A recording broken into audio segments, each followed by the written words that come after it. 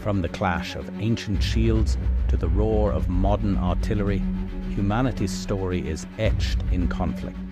Every battle, every skirmish, every strategic masterstroke has carved its mark upon the world we know today. We will journey across continents and centuries, from the deserts of Kadesh, where chariots once thundered, to the muddy fields of Europe, where empires were won and lost. We'll explore the pivotal moments that shaped nations, the brilliant tactics that turned the tide, and the incredible sacrifices made on the front lines. This isn't just about dates and names, it's about the pulse of combat, the weight of command, and the human stories behind the greatest struggles in history. Welcome to Battles Through History. Subscribe now and prepare to witness the past come alive like never before. Sound of wind, distant echoes of battle. For centuries, one name struck terror into the hearts of kings and commoners across the ancient world: Assyria. They were the undisputed superpower, the iron fist that ruled the Near East.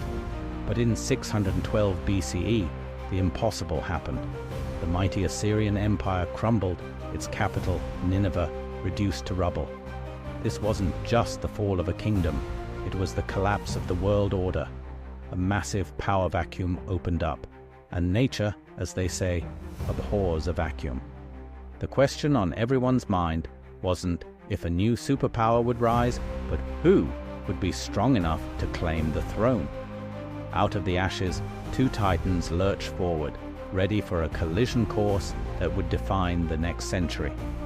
From the south, the ancient and venerable kingdom of Egypt, led by the ambitious pharaoh Necho II, saw a golden opportunity to reclaim its lost glory and extend its influence back into Asia. From the east, a resurgent and ravenous Neo-Babylonian empire, fresh from its victory over Assyria, was hungry for total domination. The stage was set for a clash of civilizations, and the battleground would be the strategic lands of the Levant, right on the banks of the mighty Euphrates River. Pharaoh Necho II was no fool. He saw the Babylonian storm clouds gathering on the horizon and decided to act preemptively. As early as 609 BCE, he marched his armies north. His campaign was ruthless. He swept through the kingdom of Judah, famously killing its king, Josiah, at the Battle of Megiddo. Necho's goal was to create a buffer zone. He even propped up the last pathetic remnants of the Assyrian army at a city called Haran, hoping they could act as a speed bump against the Babylonian advance.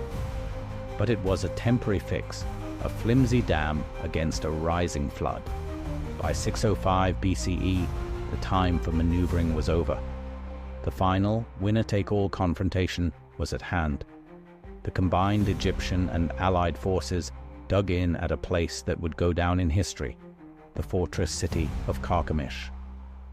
This was a formidable stronghold on the west bank of the Euphrates, a gateway to the entire region. They were well supplied, well rested, and confident. But they were about to face a military genius. Leading the Babylonian army was a man whose name would soon become legendary: the crown prince Nebuchadnezzar. He was young, brilliant, and utterly relentless. He had honed his skills in the wars against Assyria, and now he was leading a battle-hardened army of heavily armored Chaldean infantry, elite archers, and devastating chariots. As Nebuchadnezzar marched his forces north to meet the Egyptians, the fate of the ancient world hung in the balance. This wasn't just a battle. It was a destiny-defining showdown. Imagine the scene. Carchemish, a stone fortress baking under the Mesopotamian sun, its walls bristling with Egyptian and Assyrian spearmen. On the opposite bank of the wide, muddy Euphrates, a sea of Babylonian tents springs up. From the walls, the defenders watch as thousands of Babylonian soldiers, their bronze armor glinting, methodically prepare for war. This wasn't a reckless charge, it was a cold, calculated siege in the making, Nebuchadnezzar began the battle with a classic opening move. He ordered his archers and slingers to the riverbank. A storm of arrows and stones rained down on the fortress walls, a constant, harassing fire designed to test the defenses, probe for weaknesses, and keep the garrison pinned down. For days, this deadly exchange likely continued.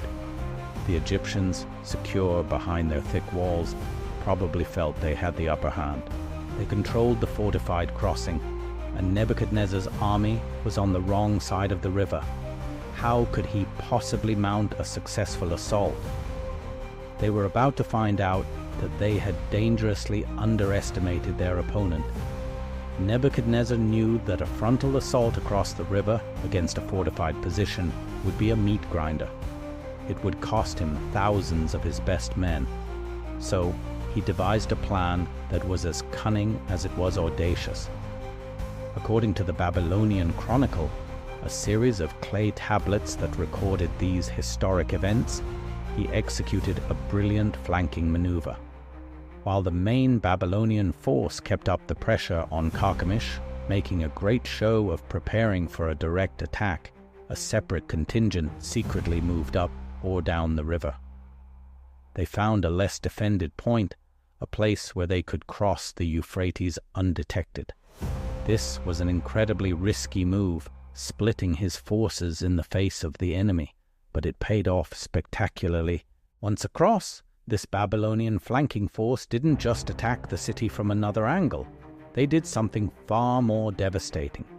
They swung wide and crashed directly into the Egyptian camp, which was situated outside the main fortress. The attack was a complete and utter surprise. The coalition forces, caught off guard, were thrown into chaos. Their entire command structure fractured in an instant. At that precise moment, Nebuchadnezzar unleashed his main force. The heavy Chaldean infantry, the shock troops of the Babylonian army, surged across the river and smashed into the now disorganized and panicked Egyptian flank. The disciplined Babylonian phalanx was like a hammer blow against a pane of glass. The Egyptian line didn't just bend, it shattered. What had been an orderly battle line devolved into a mad scramble for survival. Soldiers dropped their shields, abandoned their comrades, and fled. The Battle of Carchemish had become a rout. The Babylonian chariots, held in reserve for this very moment, were unleashed. They thundered across the plains, mercilessly running down the fleeing soldiers. For the Egyptian army, it was a catastrophe of unimaginable proportions. The fight was over, but the slaughter had just begun. A victory isn't complete until you've annihilated your enemy's ability to fight back. And Nebuchadnezzar was a master of the follow-through. He did not stop at Carchemish to celebrate. He personally led the pursuit, hounding the shattered remnants of Pharaoh Necho's army. This wasn't a short chase. It was a relentless, grueling pursuit that stretched for over 300 miles, all the way south into Syria. The terrified Egyptian survivors, exhausted and demoralized, were finally cornered near a place called Hamath. There, the Babylonians fell upon them and finished the job. The Babylonian Chronicle states grimly that not a single man escaped to his own country.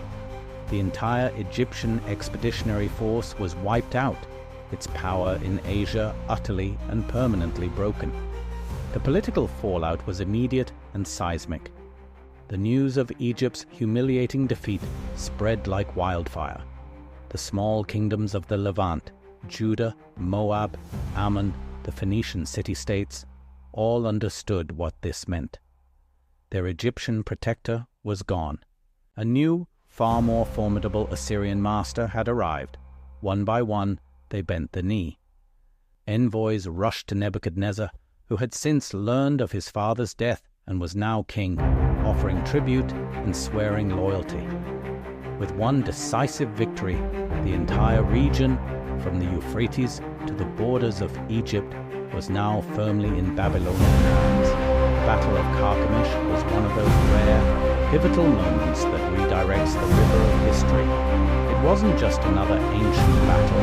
It was the event that officially ended Egypt's long-held imperial ambitions in Asia and cemented the Neo-Babylonian Empire as the sole, undisputed superpower of its kind. Nebuchadnezzar's tactical genius on that day didn't just win him a battle, it won him a crown and an empire. The Chaldean Age had begun.